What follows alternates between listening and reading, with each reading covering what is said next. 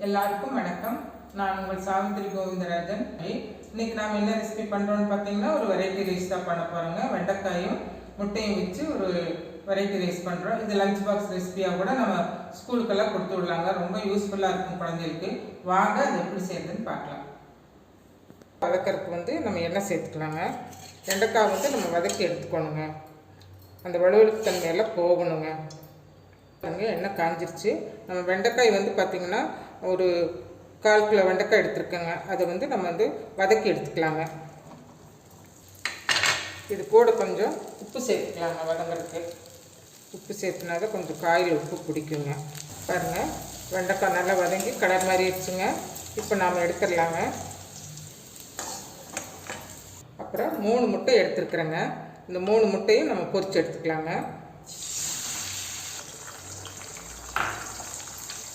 இன்னும் இதை விட நீங்கள் ரொம்ப பொடியாக பண்ணணுன்னா அப்படியே வதக்கிட்டே இருந்தீங்கன்னா இப்போ பொடி ஆகிடுங்க. நான் வந்து இந்த மாதிரி பீஸாக தான் போடுறேங்க. அப்போ தான் லஞ்ச் பாக்ஸ் எடுத்து சாப்பிட்றதுக்கு நல்லா இருக்குங்க. அவ்வளோதாங்க. இப்போ இதையும் மாற்றிட்டு தாளிச்சு விட்டுடலாங்க. சாப்பாடு அதை தாளிச்சு விட்டுடலாங்க. எண்ணெய் 2 கரண்டி ஊற்றிக்கலாங்க. 1/4 ஸ்பூன் கடுகு சேர்த்துக்கலாங்க. சீரகம் ஒரு 1/4 ஸ்பூன் சேர்த்துக்கலாங்க.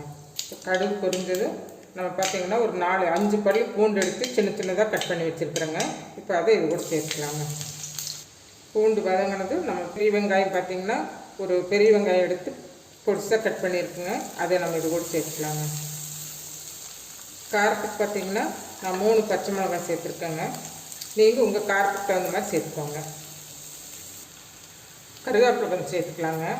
பாருங்கள், வெங்காயம் நல்லா வதங்கிடுச்சுங்க. கரம் மசாலா ஒரு 1/4 ஸ்பூன் சேர்த்துக்கலாங்க. கரம் மசாலா ஸ்மெல்லு போனது நாம் வந்து முட்டை சேர்த்துக்கலாங்க. இப்போ வதக்கி வச்சுருந்த வெண்டைக்காய் இது கூட சேர்த்துக்கலாங்க. இப்போ இது முட்டை வெண்டைக்காய் இது எல்லாமே நல்லா வதங்கணுங்க. நல்லா நம்ம ஒன்று வரை சேர்த்து வர்ற வரைக்கும் நம்ம நல்லா கலந்து விடணுங்க. கலந்தாச்சுங்க. பாருங்க, நான் வந்து பார்த்திங்கன்னா சாப்பாட்டு அரிசி தாங்க. நம்ம வீட்டில் பொன்னி அரிசி சமையல் செய்வோம் இல்லைங்களா, அந்த ரைஸு தான் பார்த்திங்கன்னா நல்லா வேக வச்சு குக்கரில் வேக வச்சு நல்லா ஆற வச்சு வச்சுருக்குறேங்க. நீங்கள் இது கூட பாஸ்மதி ரைஸு சீரக சம்பா அந்த மாதிரி உங்களுக்கு எந்த ரைஸ் சேர்த்தணுமோ அதை சேர்த்துக்கலாங்க. இப்போ வந்து இது வந்து நான் 2 பேர் சாப்பிட்ற மாதிரி செஞ்சுருக்கேங்க. இப்போ இந்த ரைஸ் இது கூட சேர்த்துக்கலாங்க. இதில் வந்து பார்த்திங்கன்னா நம்ம பெப்பர் சேர்த்துக்கலாங்க.